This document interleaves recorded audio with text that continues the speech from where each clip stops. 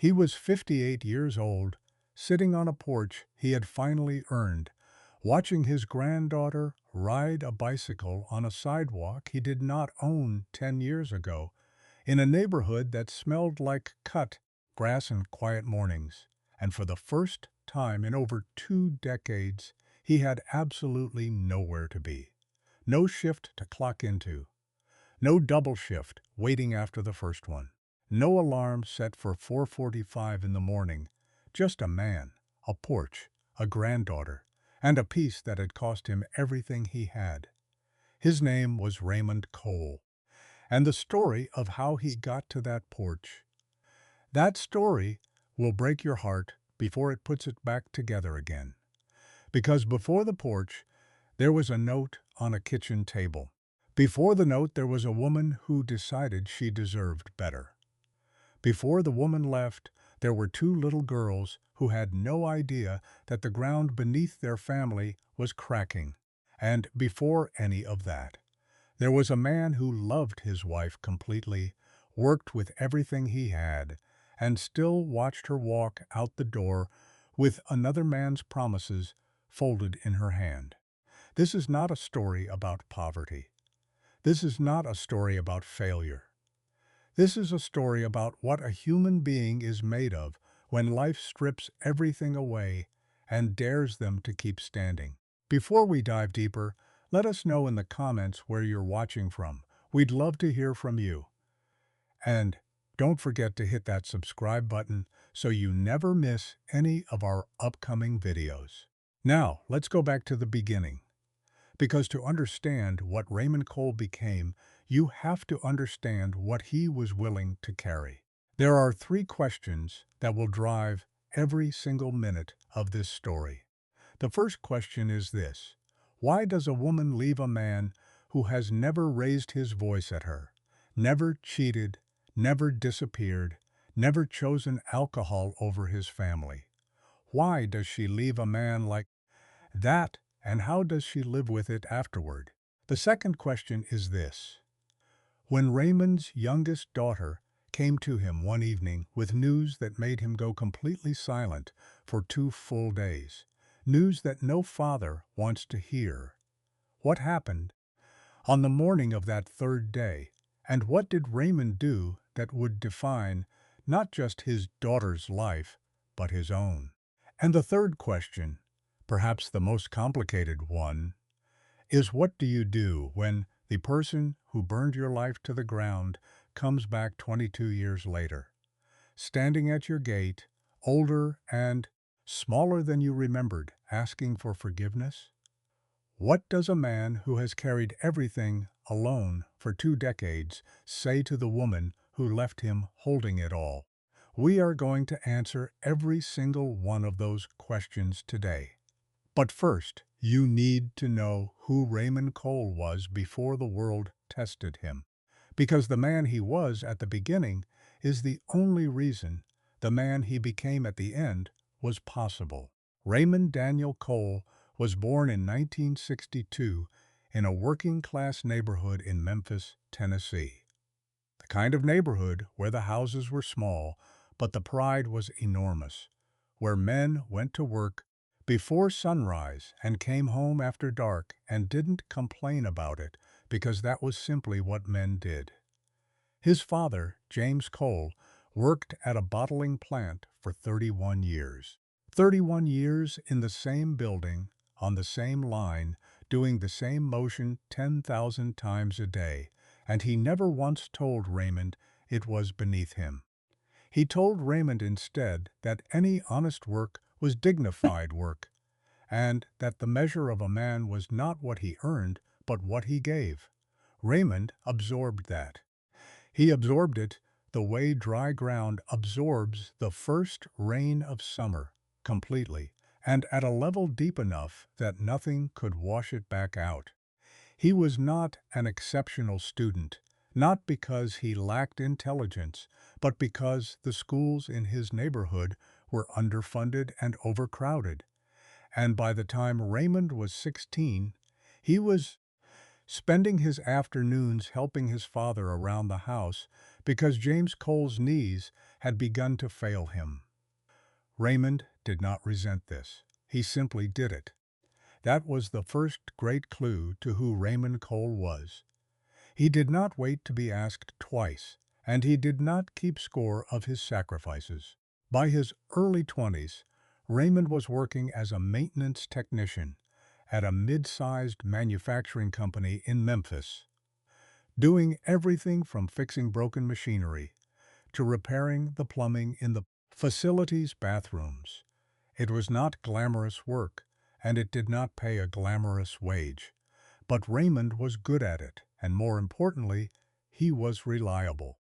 His supervisor, a man named Terrence Howell, said years later that in 15 years of managing that floor, Raymond Cole was the only employee who had never once called in sick on a Monday. Not once.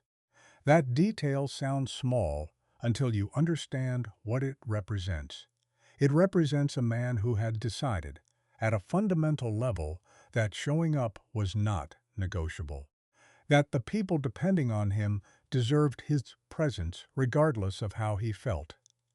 That is who Raymond Cole was.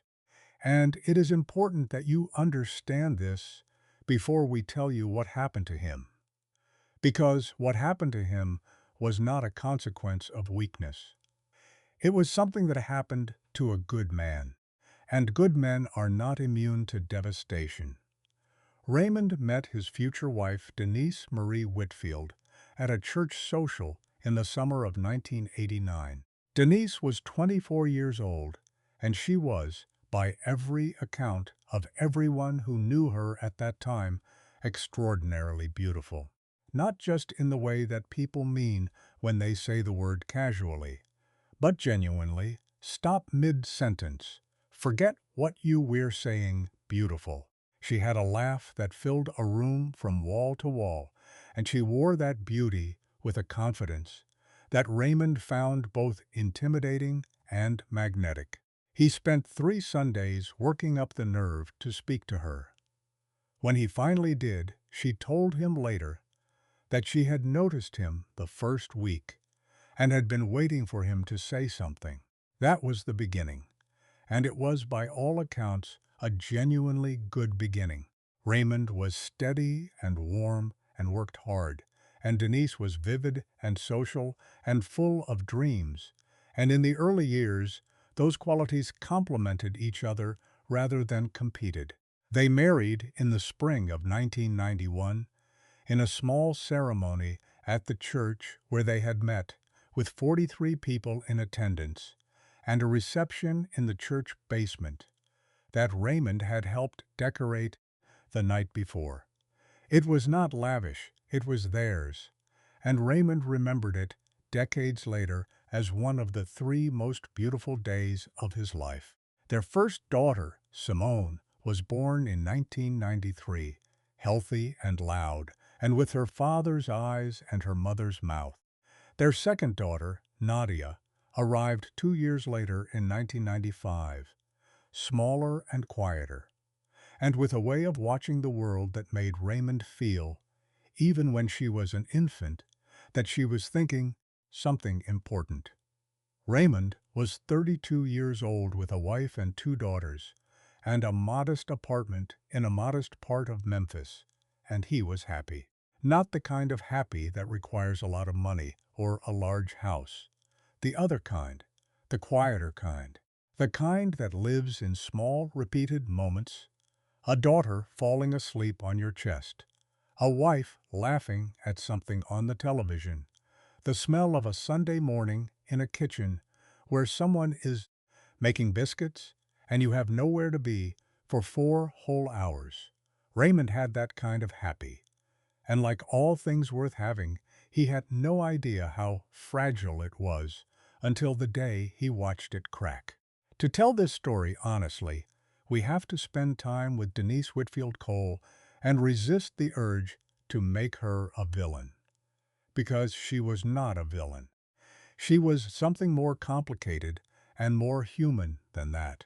She was a woman who had grown up watching her mother clean other people's houses in a Memphis suburb, a woman who had spent her childhood understanding, at a level that never quite left her, that she was on the outside of something, that there was a world of comfort and ease and beautiful things that existed just beyond the glass she had her face pressed against. Denise had married Raymond with love in her heart, but she had also married him with a belief, a hope, really, that love would be enough to propel them both towards something bigger.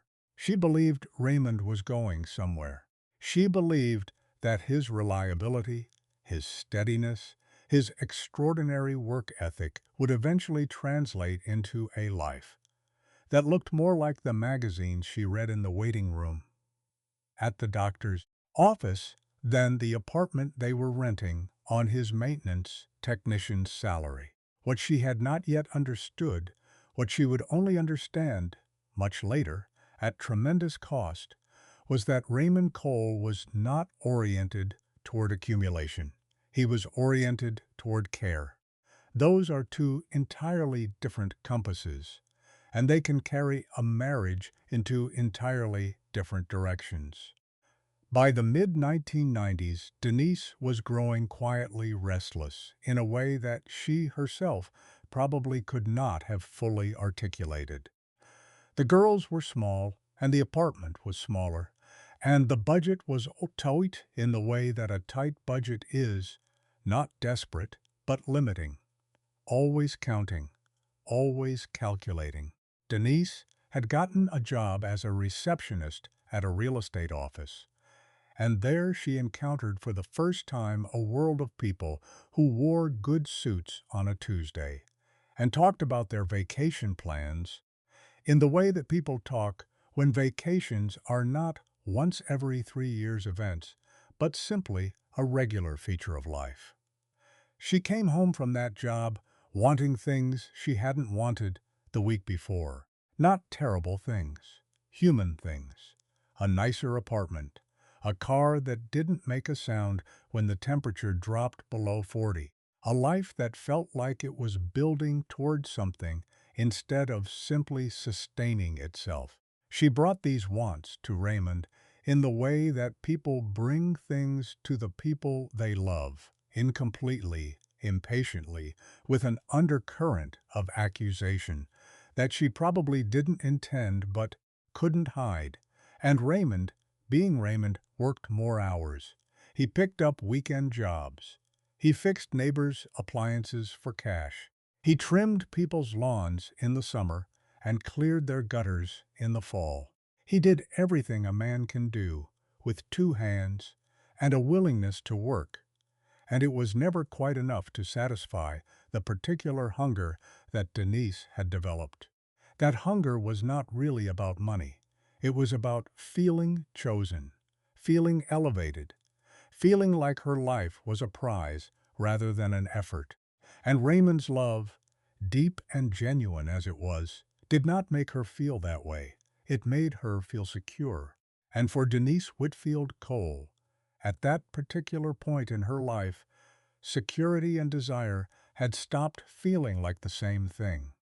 His name was Douglas Hartwell, and he drove a black Mercedes-Benz E-Class and smelled like expensive cologne and wore a watch that cost more than 3 months of Raymond's salary. He was a property developer, divorced, 51 years old, and he had met Denise at a real estate industry mixer that her firm had sent her to represent them on a Friday evening in the fall of 1998.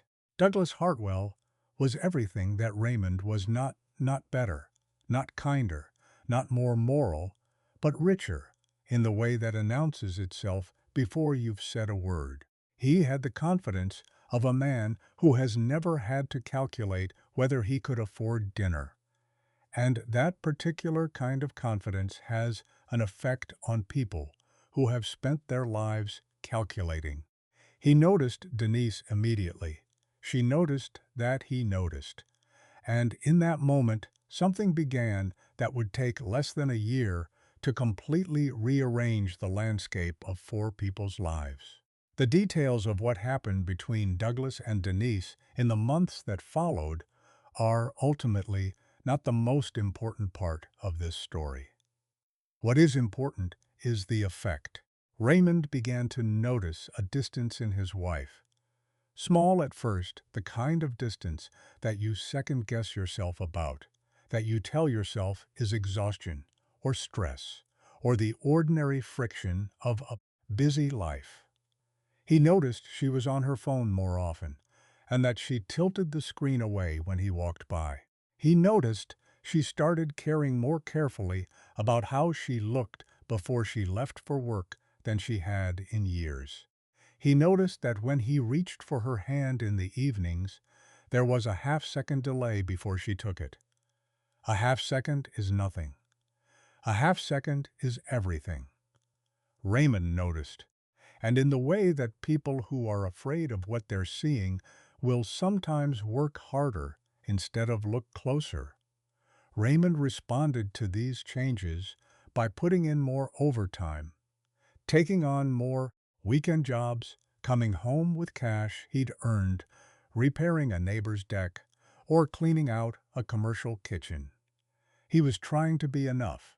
He did not yet understand that the question was no longer whether he was enough. It was a Tuesday evening in the spring of 1999 when Raymond came home from work an hour early because a water main had broken at the facility and they'd sent the crew home. The girls were at his mother's house. The apartment was quiet, in the particular way that apartments are quiet when they shouldn't be. He walked into the kitchen and found a note on the table. One page, handwritten, 7 sentences. He has never shared exactly what those 7 sentences said.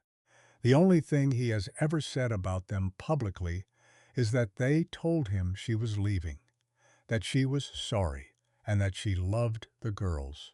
He stood in that kitchen, holding that note for what the neighbor downstairs later said was a very long time, because she heard nothing from his apartment. No television, no music, no movement, for close to 40 minutes.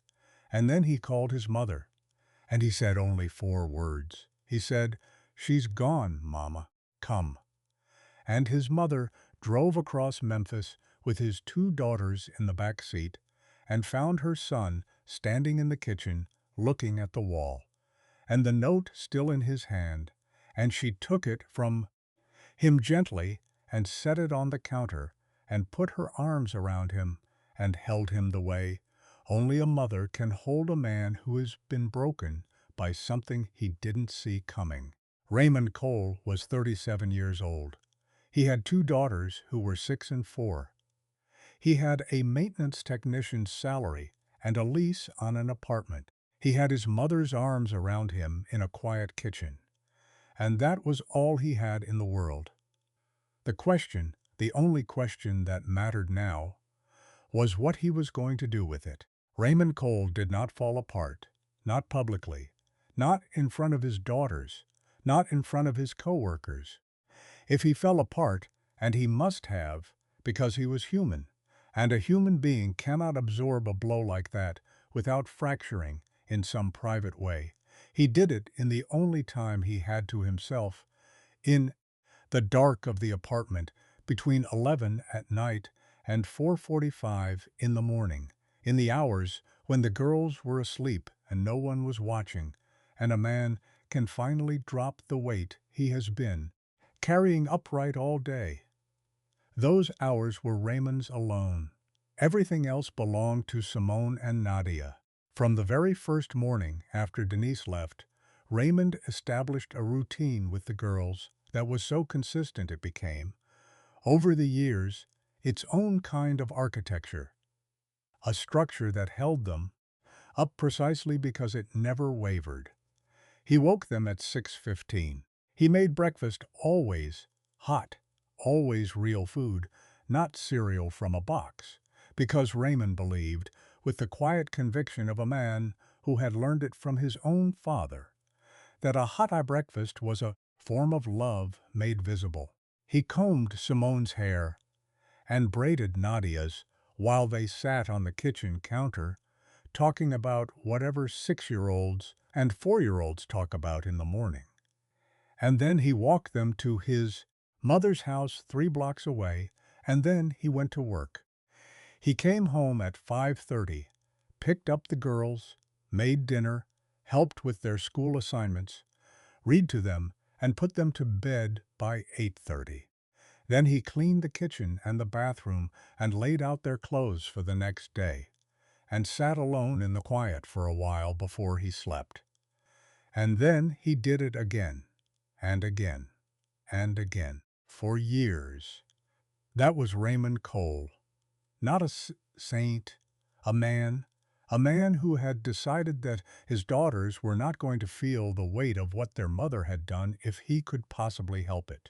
A man who had decided that whatever grief he carried was his to carry alone, and that his children's childhood was not going to be collateral damage in his heartbreak.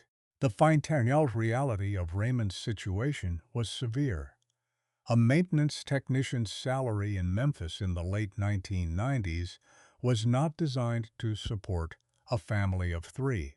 The apartment he and Denise had shared together on 2 incomes was, on 1 income, a stretch that required him to account for every dollar with a precision that left no room for error.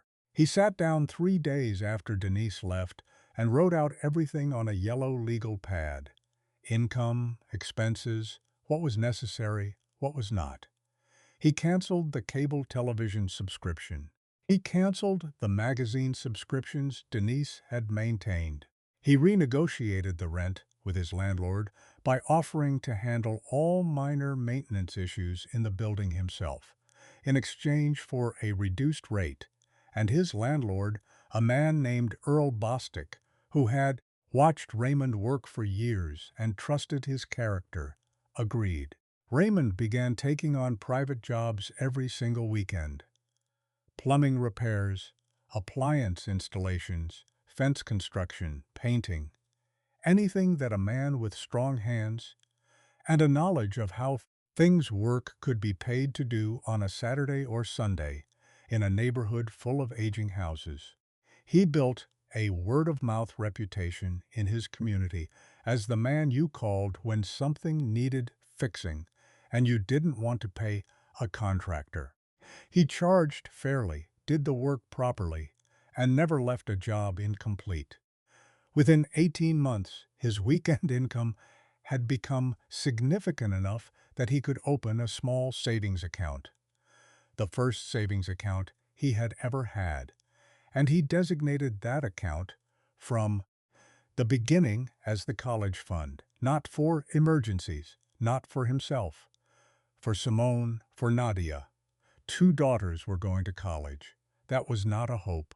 That was a fact he had decided upon and was working backward from. Whatever it cost, whatever it required of him, 2 daughters were going to college. The girls understood, with the intuitive intelligence that children develop when their circumstances require it, that money was not plentiful. They never asked for things that cost a great deal. They learned to celebrate the small extravagances, a Saturday trip to the ice cream shop, a movie on a Saturday night, when Raymond's weekend work had been particularly productive, a new book from the discount bin at the used bookstore that Raymond visited every other Friday. These were not deprivations dressed up as joys. They were genuine joys, experienced genuinely by 2 girls who were loved so thoroughly by their father that the size of the apartment and the age of the car and the tightness of the budget were simply textures of their life rather than sources of shame. Raymond worked very hard to give them this. He worked hard to make sure that when his daughters thought about their childhood, they would not think primarily about what they didn't have. He wanted them to think about the hot breakfasts and the braided hair and the father who never missed a school play or a science fair or a parent-teacher conference, who always showed up, always, always showed up, even when he came directly from a job site and still had paint on his hands. By the time Simone was 12 and Nadia was 10, Raymond was 42 years old and showing it in the way that men who have worked very hard for a very long time begin to show it. Not in their spirit, which remained consistent and determined, but in their body. His knees ached in the winter in a way that reminded him of his father. His lower back had developed a permanent tension from years of bending and lifting and crawling beneath machinery. He had a slight hearing loss in his left ear from a decade of working near industrial equipment before safety standards were as well enforced as they later became. He slept no more than 5 hours most nights, not because he chose to, but because 5 hours was what the schedule allowed. His doctor told him, at a routine checkup in 2004, that his blood pressure was elevated and that he needed to reduce his stress levels. Raymond looked at his doctor for a moment and then asked, gently, what specifically the doctor recommended he stop doing. The children, the second job, or the third one. The doctor wrote him a prescription and told him to try to eat better. Raymond thanked him and went back to work. He did not date. He was asked, over the years, by well-meaning relatives and church friends and co-workers, whether he had considered finding a companion, whether the girls needed a mother figure, whether he was lonely.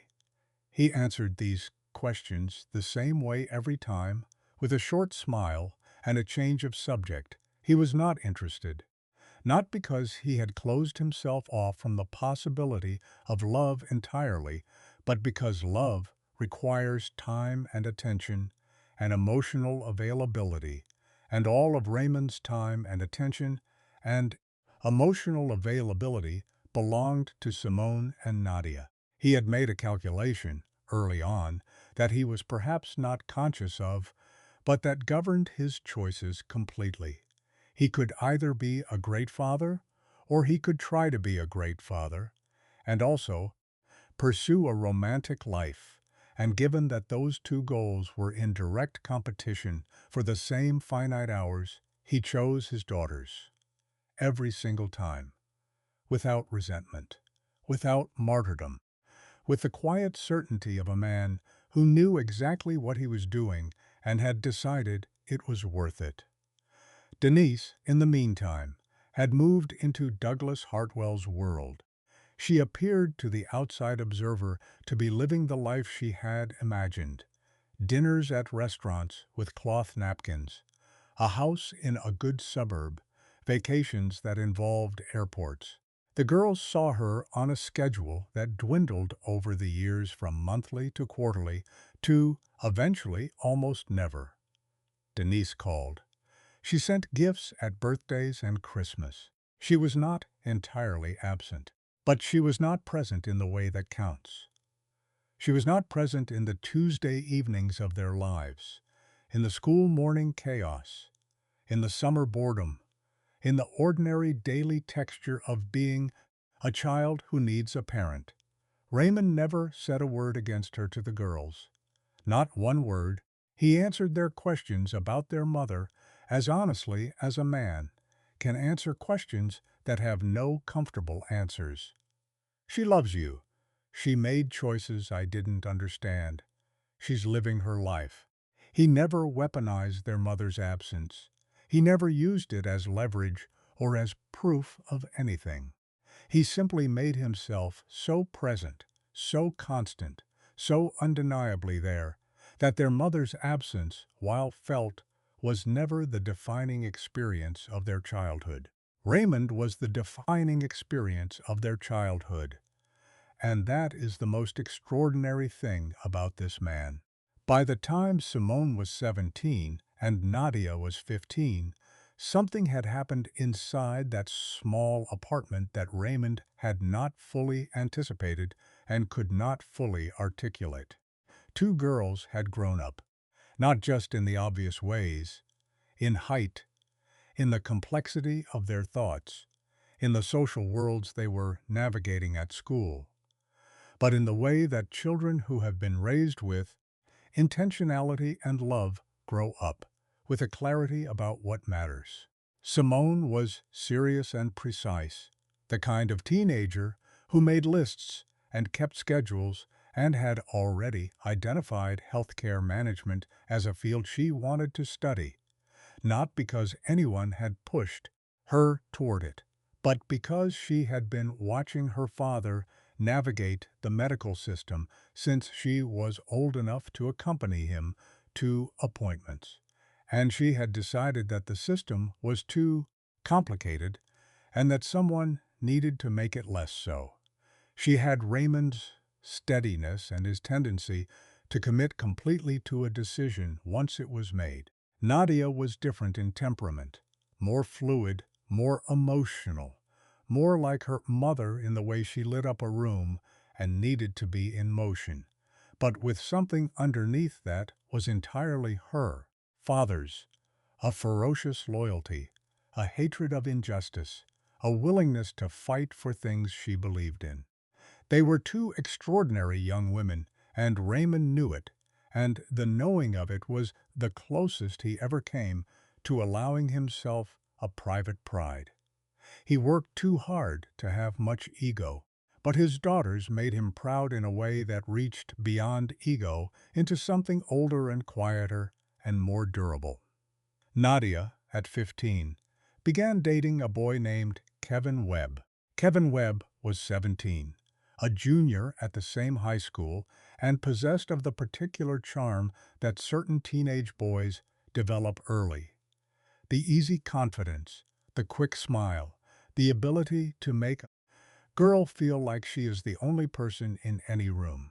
Raymond noticed Kevin Webb the first time Nadia brought him home. Noticed the way the boy's eyes moved around the apartment, assessing it, before he had said a single word to Raymond. Noticed that when Raymond asked him questions about his plans and his intentions, Kevin gave answers that were smooth and comfortable, and surprisingly lacking in specific detail. Raymond said nothing. He was not the kind of father who ruled by prohibition. He had watched too many fathers rule that way and lose their daughters as a result. He simply watched. And he trusted Nadia to be smarter than the situation was about to require her to be. She was not. She was 15 years old. And 15 is too young to see what experience has not yet taught you to look for. It was a Thursday evening in October of 2010 when Nadia came to Raymond in the living room while Simone was in her bedroom studying, and she sat down across from him in the chair that was always hers, and she folded her hands in her lap the way she had done since she was a child when she had something serious to say, and she told him. She was 16 years old. She was 4 months pregnant. She had tried to tell him for 3 months and had not found the words or the courage.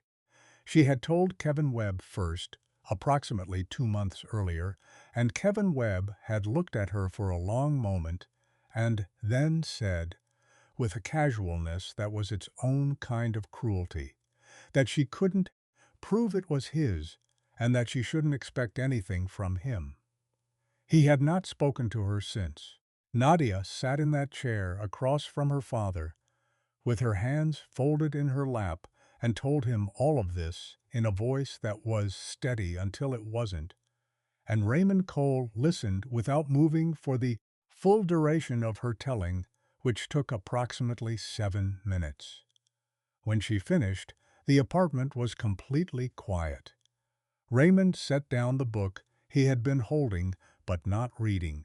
He looked at his youngest daughter, 16 years old, and terrified, for what Simone later said when she was recounting it, because she had been standing in the hallway outside the living room.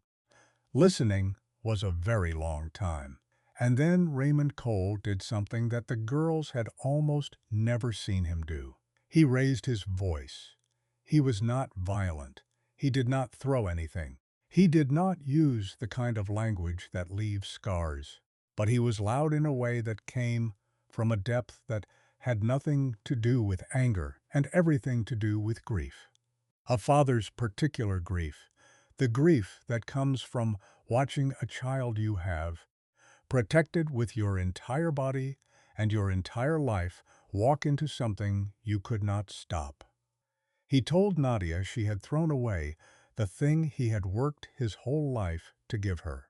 He told her she had been careless, with a future that he had been careful about since before she was old enough to understand what a future was. He said things that were true and things that were too sharp to be entirely fair, and things that he would replay in his mind for years afterward. And then he walked to his bedroom and closed the door, and the apartment was quiet again. And Nadia sat in the chair with her hands still folded in her lap. And Simone came out of the hallway and sat beside her and did not say anything, and that was the right thing to do. For 2 days, Raymond Cole did not speak to his youngest daughter beyond what was strictly necessary. Good morning, dinner's ready, good night. He went to work. He came home. He made the meals. He did not ask questions, and he did not offer comfort, and the silence between them was the loudest thing in the apartment. Simone moved between them like a careful diplomat in a conflict zone, speaking to each of them separately, relaying nothing, simply being present for both.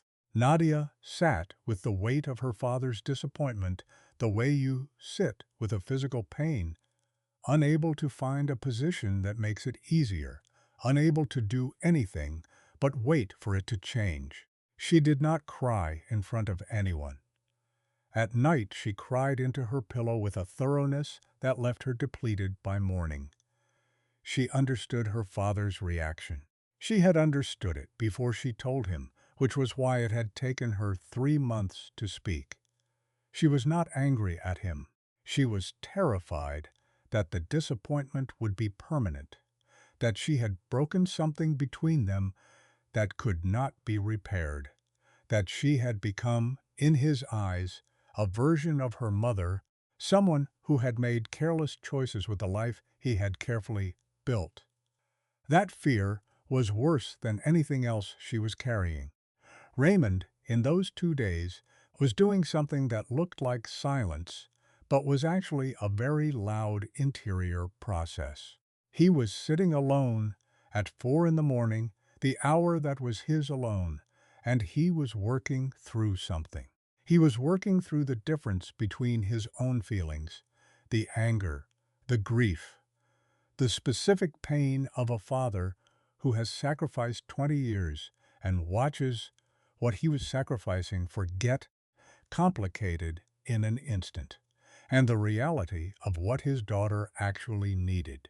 He was working through the memory of his own father, who had never once made Raymond feel that his failures were insurmountable, who had simply picked Raymond up from them and pointed him forward. He was working through the knowledge, acquired at tremendous personal cost, that the people who abandon you in your most compromised moments leave marks that don't fade. He knew what it felt like to be left. He had been trying, for 16 years, to be the opposite of what Denise had done. And somewhere in those 2 days of 4 in the morning quiet, Raymond Cole arrived at the only conclusion that was consistent with every decision he had made since the night he stood in a kitchen with a note in his hand and chose to stay.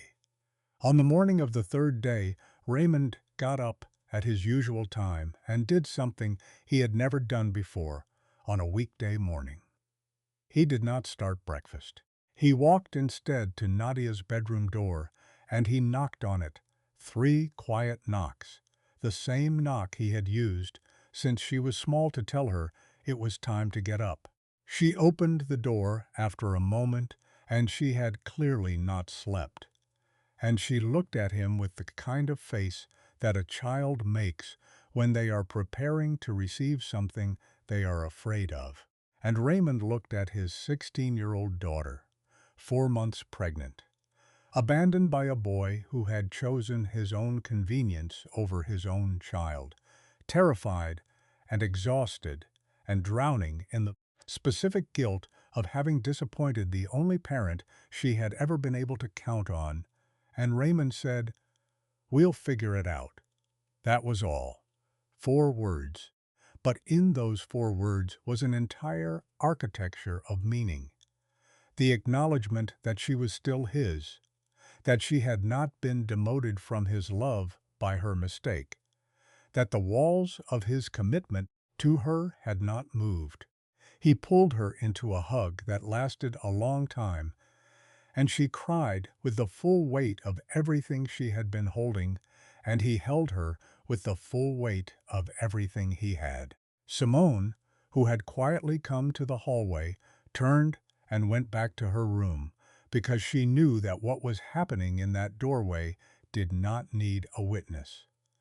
It just needed to happen. What Raymond Cole did next defies easy categorization. His youngest daughter was pregnant at 16. The father of the child had disappeared entirely, and Raymond was already stretching his 2 jobs across every available hour of his week. The rational response, the response that the world might have excused him for, would have been to constrict, to pull back, to tell Nadia that this baby would have to be managed on the resources they already had and not a dollar more. Raymond did the opposite. He expanded. He took on a 3rd job, cleaning the offices of a small accounting firm from 11 at night to 3 in the morning, 3 nights a week. He slept, in those months, approximately 4 hours on his 3 cleaning nights and 5 or 6 on the others. He was 50 years old. He did this without complaint. He did this without ever presenting it to his daughters as a sacrifice or a martyrdom. He did this because a child was coming, and that child was his blood, and he had never once in his life turned his back on his blood, and he was not going to start now.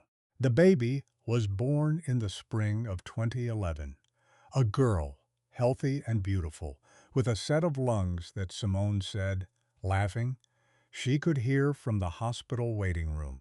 Raymond, who had come directly from his overnight cleaning job to the hospital, still wearing his work clothes, held his granddaughter for the first time at approximately 6 in the morning. He held her the way a man holds something he has already decided to protect completely, and then he went home, slept for 2 hours, got up, and went to his regular job. He had bought a second-hand crib 2 weeks earlier from an online listing, brought it home, spent a Saturday afternoon sanding it down to bare wood and painting it yellow, a soft, warm yellow, the color of the inside of a sunflower, and set it up in Nadia's room. Yellow, because Raymond had decided that this child was going to come into a space that felt like brightness. That was the kind of man he was. The question that everyone in Raymond's life had, and that no one quite had the nerve to ask him directly, was how, precisely, he intended to get 2 daughters through college, when one of them now had a baby, and the other was on the verge of graduating high school and beginning a process that required money Raymond did not, on paper, appear to have enough of. Raymond had thought about this for a very long time. He had been thinking about it, in fact, since Simone was 8 years old, and he had opened the savings account he called, in his own private accounting, the future fund. He had put money into it every month without exception. Sometimes $100, sometimes $35, once, during a particularly difficult winter when the car needed repair, only $11, but every month something went into that account. By the time Simone was ready for college, the future fund contained just over $14,000. Combined with a state scholarship that Simone had earned through her grades and a federal financial aid package, it was enough. Not comfortable. Enough. And enough, as Raymond had learned to appreciate over many years, was not a small thing. Simone enrolled in the University of Memphis in the fall of 2011, commuting from home for the first 2 years to save on housing costs. She studied healthcare administration, maintained a GPA that kept her scholarship intact, and worked 12 hours a week at a hospital reception desk because she wanted to pay for her own textbooks and not ask her father for them. Raymond had told her he would handle the textbooks. She had said no. This was the point at which Raymond Cole began to understand that he had successfully transferred to his eldest daughter the same stubborn self-sufficiency that had characterized his own life. He was enormously proud of this. He told no one. Nadia's path was necessarily more complicated. She had a baby and a high school diploma and a deep need to prove something. Not to the world, particularly, but to herself, and to a father whose belief in her she was determined to justify. She enrolled part-time at the local community college in the fall of 2012, while the baby was still in diapers, while Raymond watched his granddaughter 3 mornings a week so Nadia could attend classes. She transferred to a 4-year program in business administration 2 years later on a combination of academic merit and a personal essay that her admissions counselor later described in a note that was passed on to Nadia as one of the most honest and compelling things she had read in her years of reviewing applications. In that essay, Nadia wrote about her father, not about herself, about her father, about what she had watched him do for 20 years, and what it had cost him, and what she intended to do with the example he had set. She was accepted with a partial scholarship and a work-study assignment that covered the remainder of her tuition. She graduated 4 years later with a degree in business administration and a GPA that placed her in the top quartile of her class. She did this while raising a daughter who was, by the time of her graduation ceremony, old enough to sit in the audience and watch her mother walk across the stage. Raymond attended both graduation ceremonies. He arrived early to both. He sat in the audience in both. For Simone's ceremony, he wore a tie that he had borrowed from a coworker because he did not own one that still fit him properly.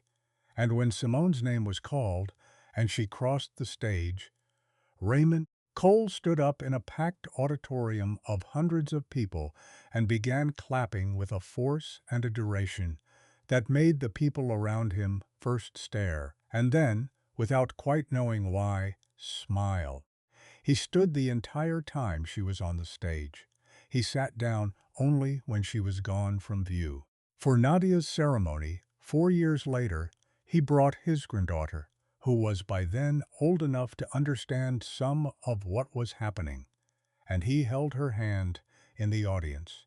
And when Nadia's name was called and she crossed that stage, this young woman who had been 16 and terrified and 4 months pregnant in his living room, who had gotten up every morning and done the work anyway, who had dragged herself through 4 years of school and single parenthood and work-study shifts and papers, written while a child slept on her lap. When Nadia crossed that stage, Raymond sat down in his seat, covered his face with both hands, and wept, not quietly. The woman in the seat beside him, a stranger, put her hand on his arm and said nothing because some moments are beyond words, and the only appropriate response is witness. Raymond wept with the specific release of a man who has been holding something very heavy for a very long time and has finally found a safe place to set it down. He was 56 years old. He had 3 jobs on his schedule for the following week, and his daughters had both graduated from college. Everything he had spent himself for had produced exactly what he had intended it to produce. He was entitled to those tears. He was entitled to every single one of them. Within a year of Nadia's graduation, both girls were employed. Simone had been hired as a patient care coordinator at a major regional health system, a real job with a salary and benefits and a career track that she had identified and pursued with the same systematic intensity she had applied to everything since she was a child. Nadia had joined a mid-sized logistics company as a junior operations analyst, a position that utilized the business administration degree she had earned through years of ordinary, extraordinary effort, and she had impressed her supervisors in the first 6 months to the degree that she was already being positioned for promotion. 2 daughters, 2 careers, 2 college degrees.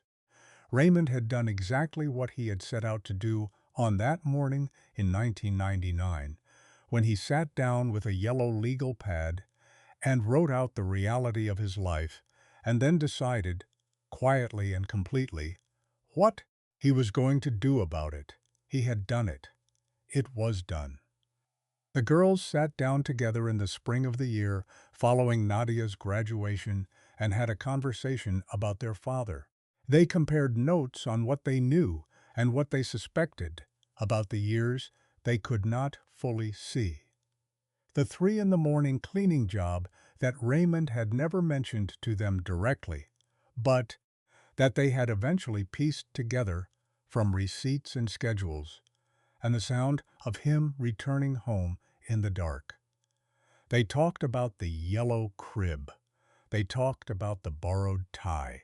They talked about what it had cost him in sleep and health and years of his own life to give them what he had given them. And then Simone, being Simone, pulled out a spreadsheet, and they got practical. They found Raymond a new apartment, 2 bedrooms close to a park, in a neighborhood that was quiet and safe, and had good light in the mornings, which Raymond had always said was the thing he would want in a house if he ever had a house.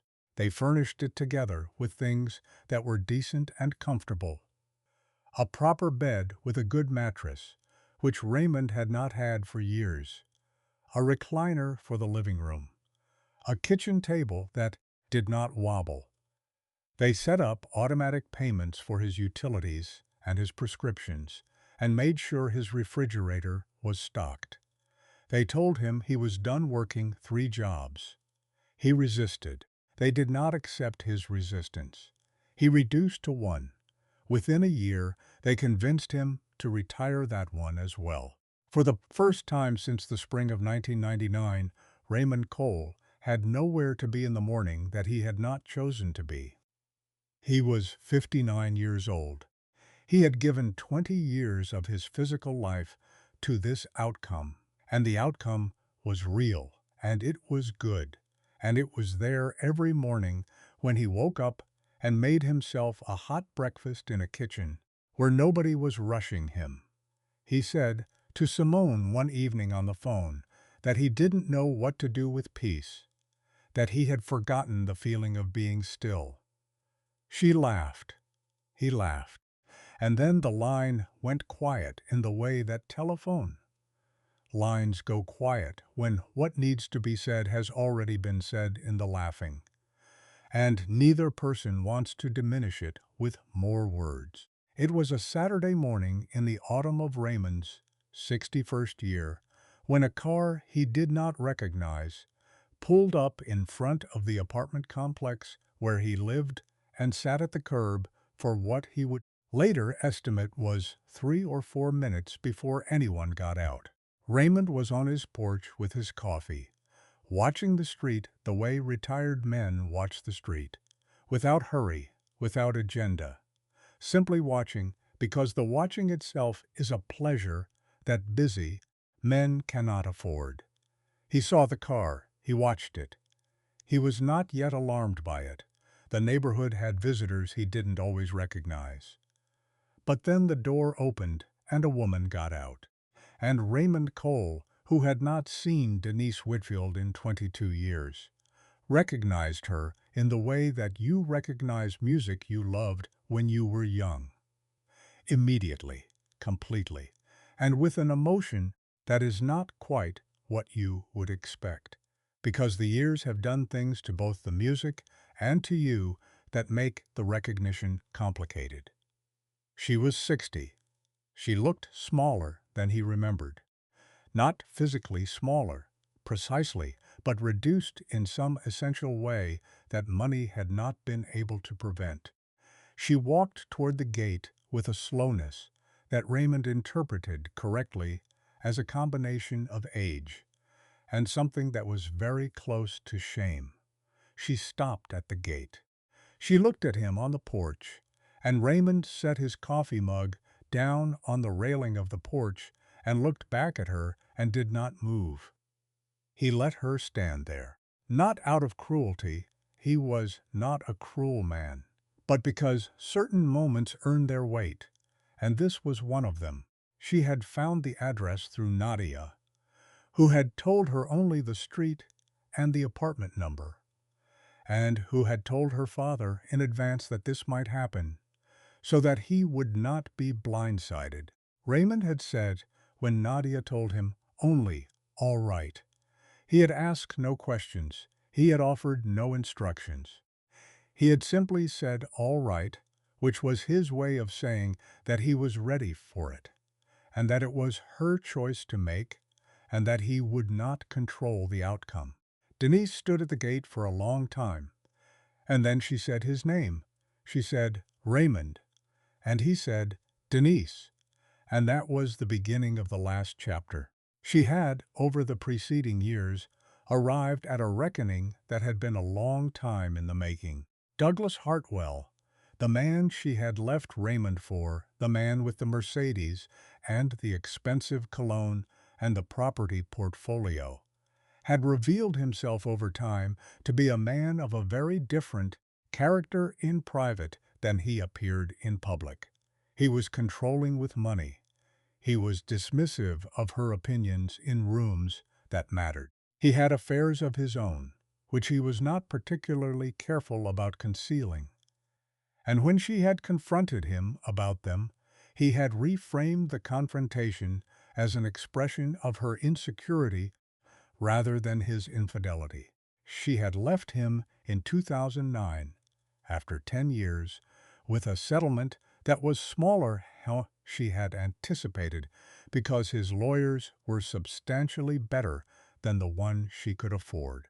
She was 53 years old when she left Douglas Hartwell, alone in a rented apartment that was nothing like the house she had lived in with him, beginning the process of understanding something that she had resisted understanding for a very long time, that she had made a catastrophic error, not just of judgment but of values, that she had mistaken the appearance of a life for the substance of one, that the man who had sat with her in a church basement in Memphis at a reception decorated with paper flowers and committed himself to her completely was the kind of man that most people spend their whole lives hoping to find and never do, and she had left him for a man who had cologne but no character. She had followed the girls' lives as much as they would allow her to follow them. She knew about Simone's career. She had seen photographs of Nadia's daughter online. She knew, in the way the people know things they receive in fragments from a distance, the outline of what Raymond had done after she left. The years of multiple jobs, the college savings, the graduations, the granddaughter. And she had come, she said, standing in Raymond's kitchen, with her hands folded on his kitchen table in much the same way that Nadia had once folded her hands on the same surface, with something difficult to say. She had come because she owed him something that she had owed him for 22 years and had not had the courage or the honesty to deliver. She had come to apologize, not to ask for anything, not to attempt a reconciliation that she was not deluded enough to imagine was possible, simply to say, "I was wrong. I was wrong to leave. I was wrong to choose what I chose. I was wrong about what matters, and you deserved better than what I gave you." Simone arrived at Raymond's apartment 30 minutes into his conversation with Denise, because Nadia had texted her that their mother had gone, and Simone had gotten in her car with a deliberate calm that she did not entirely feel. When she walked through her father's door and saw the woman sitting at the kitchen table, the woman who had written 7 sentences on a piece of paper and left them on a kitchen table 22 years ago and driven away, Simone stood in the doorway for a moment, and then she sat down, and then she said everything she had been saying in her head for 22 years. She did not yell. She did not threaten. She recounted. She laid out, with a precision that her healthcare administration training had honed and that her father's own characteristic thoroughness had instilled in her, the specific chronology of what Denise's departure had produced. She named the years. She named the jobs. She named the borrowed tie. She named the yellow crib. She named the 4 in the morning cleaning shifts that Raymond had never told them about directly, but that they had figured out. She named the school plays their mother had not attended and the parent-teacher conferences their father had come to in work clothes because he had come directly from a job site and had not had time to change. She did not editorialize. She did not perform grief. She simply accounted for it, line by line, the way you account for something that has been a very long time coming. When she was finished, the kitchen was quiet. Nadia arrived an hour after Simone. She sat down at the table and looked at her mother for a long time without speaking. And then she said one sentence. She said, "You left when we needed a mother, and he stayed when he needed a break, and that is the only thing I need you to understand about the difference between the two of you." She did not say it with anger. She said it with the flat exhaustion of someone who has spent years carrying a truth they have wanted to say aloud, and who has finally found the moment to say it without drama, because the truth itself is dramatic enough.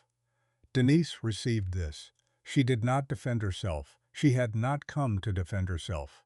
She looked at her younger daughter, this young woman who had made a mistake at 16 and been held by a father who had said 4 words and meant them completely. And she nodded, and she was quiet. Raymond spoke last. He had been largely quiet through Simone's accounting and Nadia's sentence. And the room had let him be quiet because the room understood that when Raymond Cole chose to speak, it would be worth waiting for. He looked at Denise for a moment, and then he said, in a voice that was low and even and completely, without the heat of unresolved anger, that he had forgiven her a long time ago. Not recently, not after the girls graduated, a long time ago. He said he had forgiven her the way you discard a heavy thing that you cannot carry any further. Not ceremonially, not with the intention of communicating anything to the person who had given it to you, but simply because you needed your hands free for what was coming. He said he had been carrying too many other things to carry resentment as well, and that resentment was the one weight he had been unwilling to add to the load. He said it without nobility. He said it the way a man states a practical decision. And then he picked up his coffee mug and looked out the window at the apartment complex's small courtyard, where his granddaughter was visible at the far end playing with a neighbor's dog. And the kitchen held his words the way a room holds something it has been waiting a long time to hear. The outcome of Denise's return was not a reconciliation. Raymond did not take her back. The daughters did not restore her to a central place in their lives. What happened was something more honest and more complicated and ultimately more dignified than any of those easier conclusions.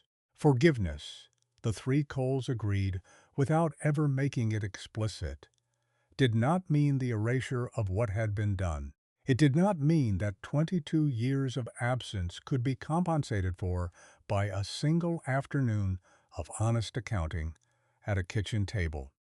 What it meant was that they were not going to let what she had done continue to take up space in their present lives. They were going to put it down. That was the gesture, the putting down. Simone allowed Denise to send letters. She answered some of them. Nadia allowed one visit, carefully arranged, brief on Nadia's terms, in a public place, during which Denise met her granddaughter for the first time. The child was 7 years old. She shook Denise's hand very formally and then went back to her coloring book, which was exactly the correct response. Denise was given a seat at the very edge of the family's life, not inside it, but visible from it. She was given more than she had earned and less than she had hoped for, and both of those things were simultaneously true. And Raymond had no comment on either, because he had said everything he needed to say in that kitchen, and the rest belonged to his daughters. Raymond himself did not see Denise again after that Saturday morning. He did not seek further contact. He bore her no malice. He thought about her occasionally, the way you think about a chapter in a book you've closed, present in the memory, finished in the reading. He had given her forgiveness not as a gift, but as a release. He was free. Whatever she did with it was her own business. Raymond Cole had always been clear about what was his business and what was not, and that clarity was, in its way, one of the great strengths of his character. In the autumn of the year he turned 63, Raymond Cole sat on the porch of the apartment his daughters had found for him. In the morning light that came in from the east, and was the best light of the day, with his granddaughter beside him in a smaller chair that Nadia had bought specifically so that the girl would have her own chair on her grandfather's porch and not have to share. They were both reading. Raymond was reading a paperback novel, the first novel he had read for pure pleasure in many years, because for many years there had not been time for pure pleasure. His granddaughter, who was 8, was reading a picture book about a girl who builds a rocket ship. The street below was quiet. The coffee was hot. Raymond had nowhere to be, and no one was waiting on him, and the morning belonged entirely to him and to the child beside him and to the book in his hands. His hands, those hands, calloused, scarred along the knuckles from decades of hard work, the joints slightly swollen from the arthritis that had set in, strong still but slower than they used to be. He turned a page.